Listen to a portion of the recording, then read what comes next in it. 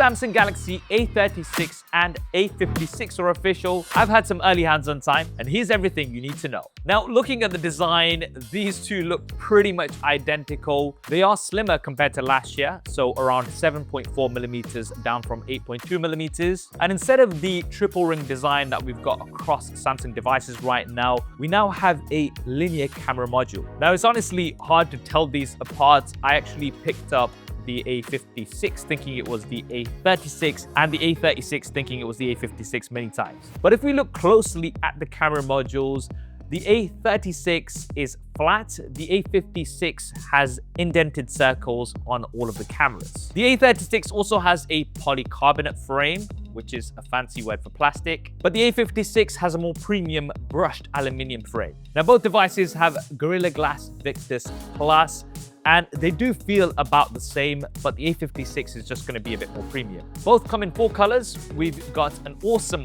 black, lime, white, and lavender. Samsung call all of these colors awesome for some reason. I personally do like the lavender. It kind of reminds me of the Note 10 series with a dual tone finish. The A56, the colors are a little bit more flat, so we've got an awesome light gray, olive, pink, as well as a graphite. Yes, all of these colors are also called awesome. And both devices have an IP67 water and dust resistant rating. Now, the displays are exactly the same with both devices. We've got smallish bezels with a punch out, as well as a bit of a chin. Apart from that, 6.7 inches AMOLED with 120 Hz refresh rate and a full HD plus resolution. Now, this year, we do have brighter displays. So we've got a 1200 nits high brightness mode, as well as up to 1900 nits with the Vision Booster. This is up from 1000 nits of high brightness mode on the A55 and A35. Now, looking at the cameras, we've got brand new selfie cameras. They are 12 megapixels, so the resolution is lower compared to what we had last year, but these have larger sensor sizes with larger pixels, and this is going to give you around 1.5 times greater detail and dynamic range. Both also support video HDR and 4K 30 frames a second. The A56, however, does have an upgraded AI ISP, and this is going to reduce noise for your selfie. For the rear-facing cameras, we have a triple rear-facing camera setup for both devices. There's a 50 megapixel primary camera with optical image stabilization. This also supports video HDR.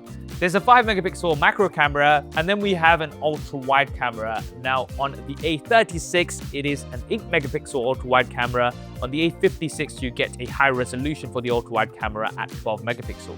Now, I've only briefly tested the cameras on both devices. I did notice that the selfie camera has definitely improved. However, I will need to spend more time testing these. And if you do want me to do a detailed comparison, SuperSaf style, then let me know down in the comments. Now, another area where we have some differences is when it comes to the performance. So, the A36 has the Snapdragon 8 Gen 6. This is a 4nm chipset, and it's got roughly about an 8% improvement for the CPU compared to the A35 last year. The A56 is superior in terms of performance compared to the A36, and we've got the Exynos 1580 chipset. This is also a 4nm chipset. This will give you around a 12% NPU improvement, around a 17% GPU improvement, as well as an 18% CPU improvement compared to the A55 last year, which had the Exynos 1480. We've also got 8 or 12 gigabytes of LPDDR5 RAM, and we have larger vapor chambers. These are 15% bigger and comparable to the size that we've got on the S24 Plus. Now, for your day-to-day, these are going to be absolutely fine. Of course, they're not going to match the elite performance that we've got on the S series. For the software, we've got One UI 7.1, and Samsung has promised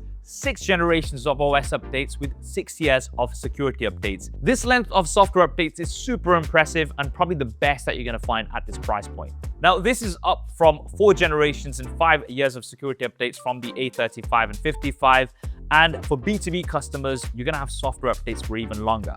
Now, with One UI, you get all of the new features, including the Now bar, which is kind of like the dynamic island, but it's towards the bottom. And we, of course, have some AI features. Now, these are not going to be quite the same as the Galaxy AI features that we've got on the S series of devices. Those are the flagship features, but we do get a few. So the first one is circle to search. This is on many Google devices now. You can just simply circle what you've got on screen and it's going to be able to find what that is and give you more information. There's also AI Select, which is going to let you make GIFs from videos that you're watching or even turn them into wallpapers. We've got Object Eraser, which is going to identify and remove distractions from your images. Now, having tested this, it doesn't do too bad. It's very similar to Cleanup on the iPhone, so it's not great. It's definitely not anywhere near what we've got on the Galaxy S series, but for your basic needs, it should be fine. There's also a feature called Read Aloud within the Samsung browser. And as the name suggests, this will let you read aloud what's on the page. Now, the Galaxy A56 does have two additional AI features. One of them is Auto Trim, which is gonna extract highlights by using AI from video clips that you have. I really can't see myself using this much.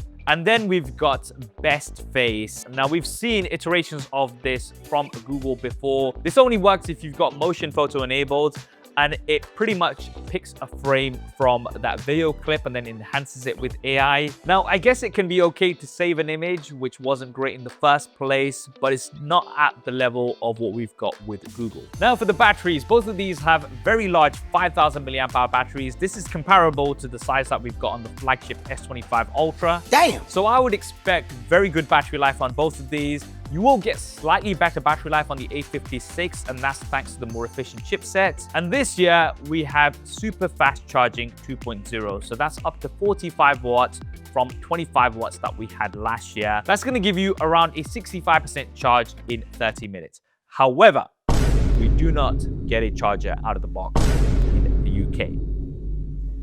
Now, this may vary depending on your region, so do check with your local retailer whether you're going to be getting a charger out of the box with your A-series device. And finally, for the price. Now, in the UK, both devices will have just a 256GB variant. You're not going to get a 128. Other regions will have 128GB versions, as well as for B2B customers. And the A36 is going to be priced at £400, and the A56 will be priced at £500.